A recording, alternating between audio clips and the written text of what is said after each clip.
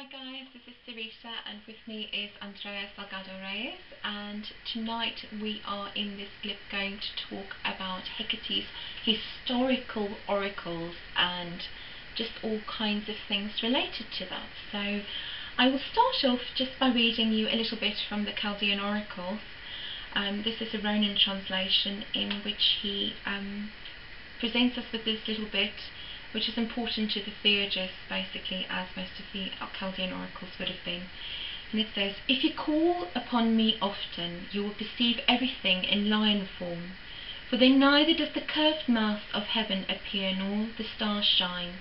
The light of the moon is hidden, and the earth is not firmly secured, but all things are seen by flashes of lightning." So this is from an oracle of Hekate. Now it's reproduced in Hekate liminal rites, so page 118 for those of you that's got a copy of the book. So Andrea, that little description of calling on Hekate, does that make you think of anything, kind of ideas of historical oracles maybe? Yes, I've travelled a fair bit in Grecia, Magna, yeah.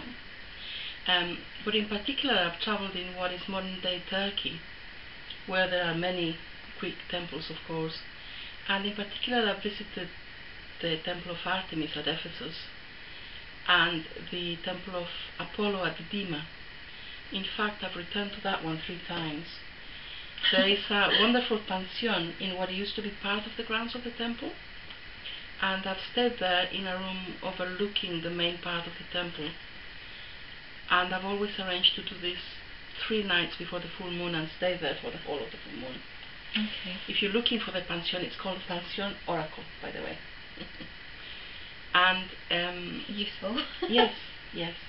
And I did writing while in trance on the balcony overlooking the temple. Okay, and it's an Apollo-related temple. Yes, it's dedicated to Apollo. So that's interesting, of course, because from a historical perspective, Hekate is often closely associated with Artemis, who is Apollo's twin sister. So there's this kind of like cycle there, because really even from about the 5th, 6th century BCE, Artemis and Hekate is quite closely linked and kind of interchangeable nearly, which is quite strange. And indeed, there is at the neighbouring village of Mytilene, which also used to be a port city, there is a temple to Artemis, and there was a small Hecatesion.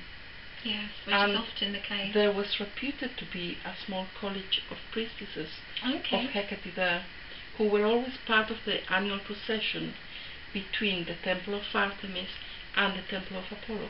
Okay, so it's interesting and that kind of link. At Apollo there is a huge stone, maybe 3 meters wide by about 1.5 meters of height, which has Medusa on it, and that is at the entrance of the temple of Apollo, next to the old sacred well.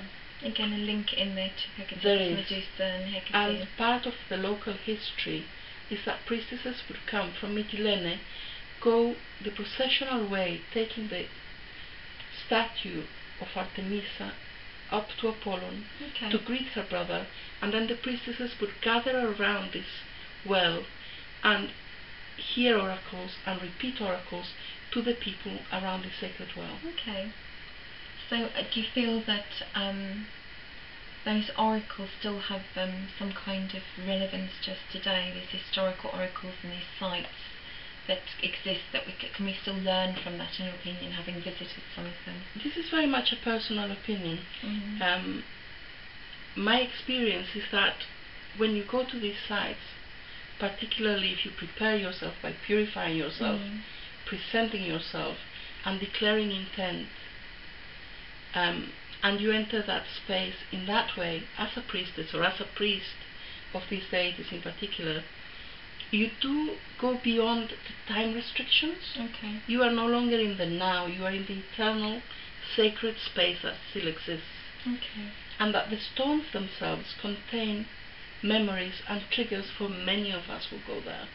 So even though they're kind of in ruins, basically, there's still things there for you to connect with. Yes, and there are also guardians there. It's very important to be aware.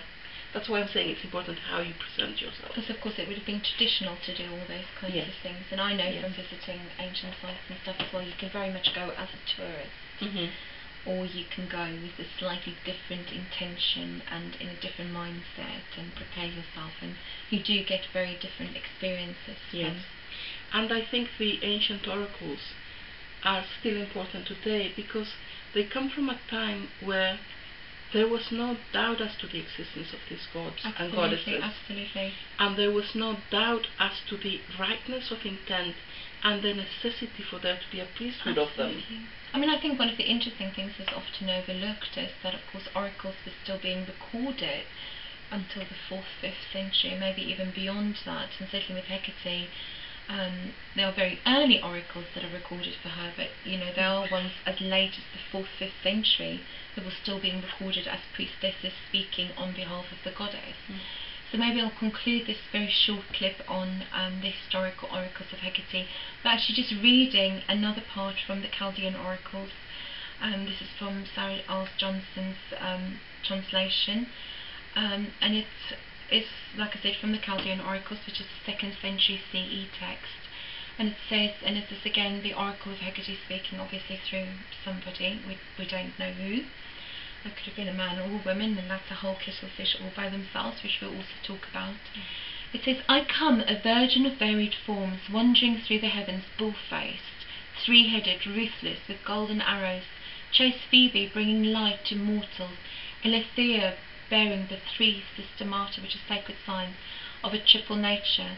In the ether I appear in a fiery form, and in the air I sit in a silver chariot. Earth reigns in my black brood of puppies. I love that last bit. Earth reigns in my black brood of puppies. It sounds very sinister in some way as well. But of course, in this way, oracles provided the people listening with information about the deity, and in this case Hekate, about Hekate, but also, I guess, it provided them with instructions and warnings and ways to worship, ways to go about their lives and things like that. So I think it also gave important information which was almost coded to be understood by the priesthood. Okay. About ways in which we could take on more of the energy of the goddess. Okay. And how to carry forth into the world that energy.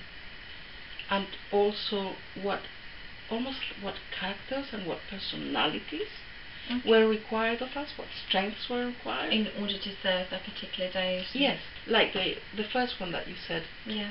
About lion form. Sure. That isn't pertinent to every deity. No, it's very particular, and it's a very, very strong image. Definitely. We're not shy, retiring, weak people. By nature, we cannot be and serve effectively. But the oracles also had very different roles to play when, say for example, a politician went to receive an oracle, to when an oracle maybe addressed the whole community, and oracles addressing priesthood. So I think there's different things, and of course the little fragments that we have today, we don't really know always. Sometimes we do know, but we don't always know exactly who they were intended for and who were asking questions. And so it's quite an interesting thing that by itself, to try and think, who went to this sacred site, who were these words spoken for and to, and why were they recorded? Because not all oracles would have been recorded.